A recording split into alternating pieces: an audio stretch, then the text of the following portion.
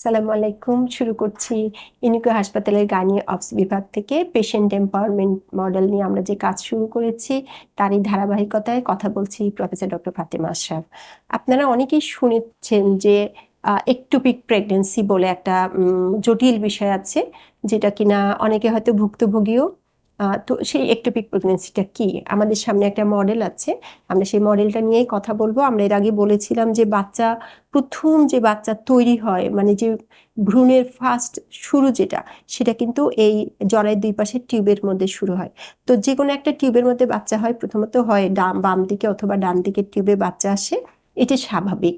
এই টিউব থেকে বাচ্চাটা বড় হতে থাকে এবং একটা সময় টিউবের যে ওপেনিং এবং জরায়ুর ওপেনিং এর রাস্তা দিয়ে শেষে জরায়ুর মধ্যে গেঁথে যায় এবং এখানেই বাচ্চাটা বড় হতে থাকে। সমস্যা কখন হয়?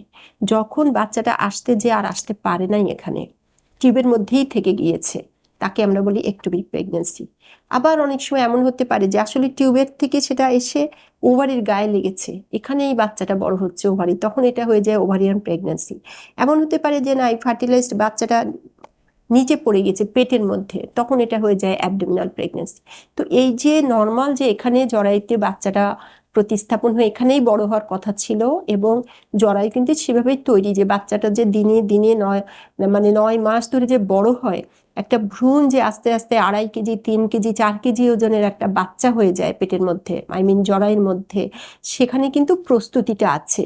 কিন্তু যদি একটোপিক হয়, অর্থাৎ কিনা টিউবের মধ্যে, এবং বেশিরভাগ ক্ষেত্রে কিন্তু টিউবেই হয়, যখন এটা বড় হয়ে যায় তখন টিউব কিন্তু ওইভাবে জায়গা দিতে পারে না। তার ফলে কি হয়, অনেক ক্ষেত্রেই টিউব ছিঁড়ে যায়। এখন টিউব যদি ছিঁড়ে যায়, আপনি কিন্তু কিছুই বুঝতে পারবেন না। পেটের মধ্যে হিউজ রক্তক্ষরণ হয়, মানুষ একদম দুর্বল হয়ে যায়, অবসন্ন হয়ে যায়, ঘামতে থাকে, মৃত্যু মুখোমুখি। সাথে সাথে যদি চিকিৎসা না নিতে পারেন, তাহলে অনেক বড় সমস্যা।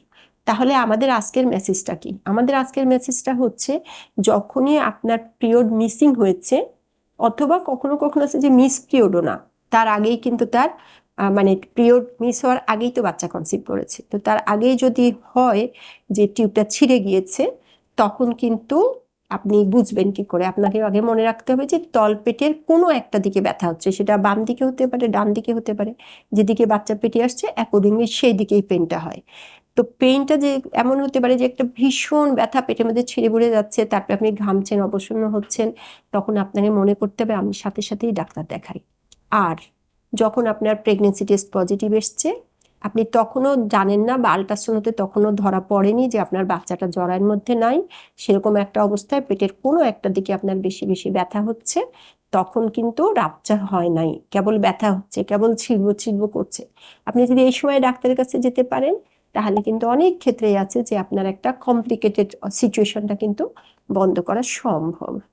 তো জিনিসটা জটিল, আমরা চাই না কারো হোক, কিন্তু এটা হয়ে থাকে।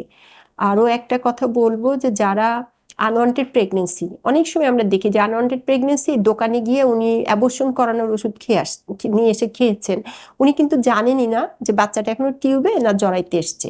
জরাইতে আসলে ভালো, বাচ্চাটা পড়ে গেল, কিন্তু যদি জরাইতে আসার আগেই আপনি এরকম একটা ওষুধ খান, এমন হতে পারে সেটাও আপনার রাপচারের একটা কারণ হয়ে যেতে পারে। তো অবশ্যই এগুলো বিষয়ে জানা এবং সতর্কতা অবলম্বন অনেক জরুরি।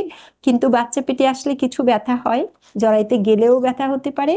জরায়ুটা যখন জায়গা দেয়, আস্তে আস্তে বড় হয়, তখন কিন্তু একটু স্ট্রেচিং পেইন হতেই পারে। তাহলে সব ব্যথাই একটোপিকের জন্য না, এটাকে আমাদের বুঝতে শিখতে হবে যে আমাদের কোনটা বিপজ্জনক আর কোনটা বিপজ্জনক নয়। ধন্যবাদ সবাইকে। সবাই ভালো থাকুন, সুস্থ থাকুন।